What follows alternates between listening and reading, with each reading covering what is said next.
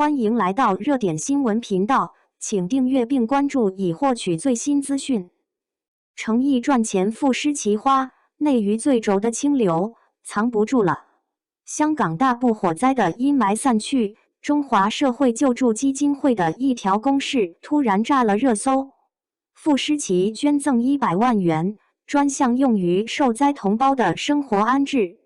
网友愣了半天才反应过来，傅诗琪不就是诚意的本名吗？这个连买杯奶茶都能被明星拿来营销的娱乐圈，诚意偏要反着来，用本名悄悄捐款，连工作室都没发一条通稿。诚意的沉默比炒作有力。稍微了解点相关规则的人都清楚，明星捐款门道多，用工作室或公司名义捐，能按规定抵扣部分税款，既做了公益又能合理规划财务，几乎是圈内默认的操作。但诚意从香港火灾到甘肃地震，从山西暴雨到西藏赈灾，每次捐款都是个人账户直接转账，票据上永远是傅诗琪3个字，全程不经过第三方代扣流程。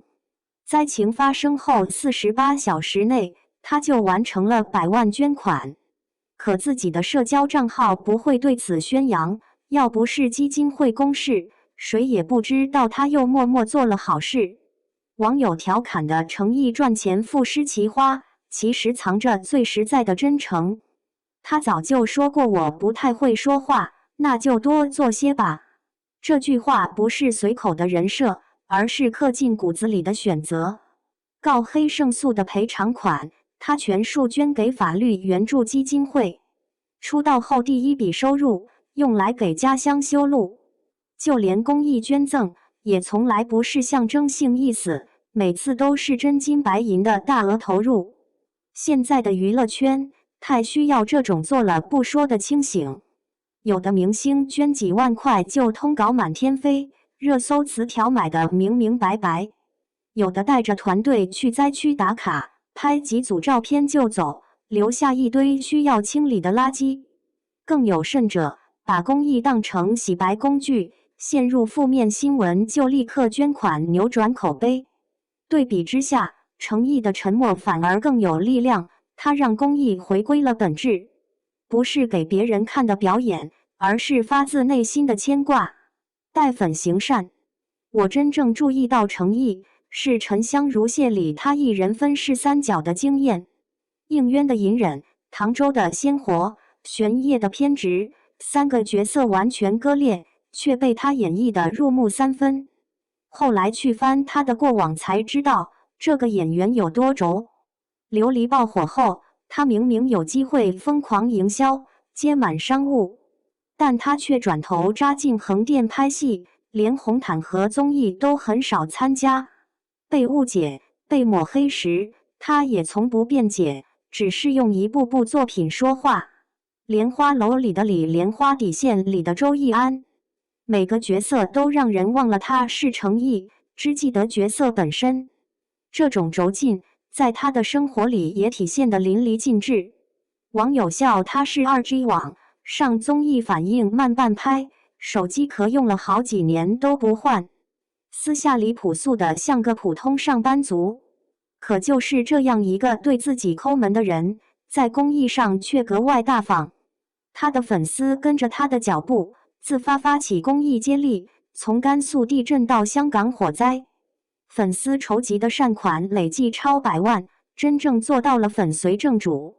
其实内娱的清流从来不止诚意一个，只是他们太低调，低调到很多人都不知道。肖战做公益常以工作室或基金会名义，从不张扬个人。王一博在河南水灾时，悄悄跑到灾区当志愿者，被当地人偶遇才曝光。赵丽颖长期用本名赵亮做公益，在老家河北捐建了多所学校。黄子韬在河南灾情时捐了300万，还把自己品牌的衣服全下架运往灾区。周深更有意思，用卡布勒周潜这些角色名捐款，要不是粉丝火眼金睛，根本发现不了他的善举。还有刘亦菲，香港火灾时捐了150万，指定用于心理支援和生活保障。17年来，从汶川地震到西藏震灾，每次都默默捐款，全靠官方公示才被知晓。带伤做公益，内娱太苛刻了。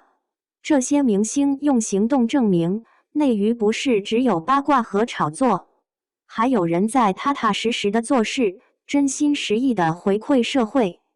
他们的公益没有华丽的辞藻，没有精心设计的场景，就是针对灾区的需求。可越是这样的艺人，越让人心疼。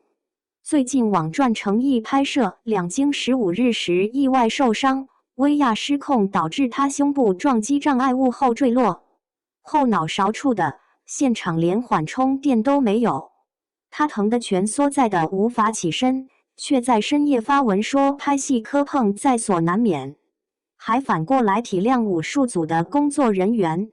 这种习惯性的隐忍，让人既敬佩又心疼。他总是这样，把最好的一面留给观众和作品，把委屈和伤痛自己扛。想起于朦胧，同样是低调专注作品的清流，却不明不白地淡出公众视野，很多人为他发声都石沉大海。这让我忍不住想，内娱是不是对他是做事的人太苛刻了？那些炒作人设、买热搜的人赚得盆满钵满，而像程毅这样专注作品、默默公益的艺人，却要承受伤病和误解。在这个人设遍地、流量至上的时代，程毅的反其道而行显得格外珍贵。他拍戏时神隐，做公益时隐身，不营销，不炒作，不立人设，却用最真实的样子打动了无数人。演戏时他是巨抛脸，上综艺时他是天然呆，做公益时他是傅诗琪。那个从湖南小城走出来的朴实男孩，从未被娱乐圈的浮华改变本心。真正的明星不是靠热搜和人设堆砌出来的，而是靠作品和人品站稳脚跟的。程毅和那些低调做公益的艺人们，用行动诠释了什么是偶像的力量。不是让粉丝疯狂追捧，而是引导大家成为更好的人。不是在舞台上闪耀，而是在现实中照亮他人。希望内娱能好好保护这些清流，希望剧组能重视演员的安全，别让他是做事的人受委屈。也希望更多人能看到这些低调的善意，明白公益不是流量密码，真诚才是最动人的名片。程毅曾说，认真对待作品，真诚回馈社会的人，终将被人们推着向前。我相信这句话，也期待看到更多像他一样的艺人，用行动让娱乐圈变得更干净、更温暖。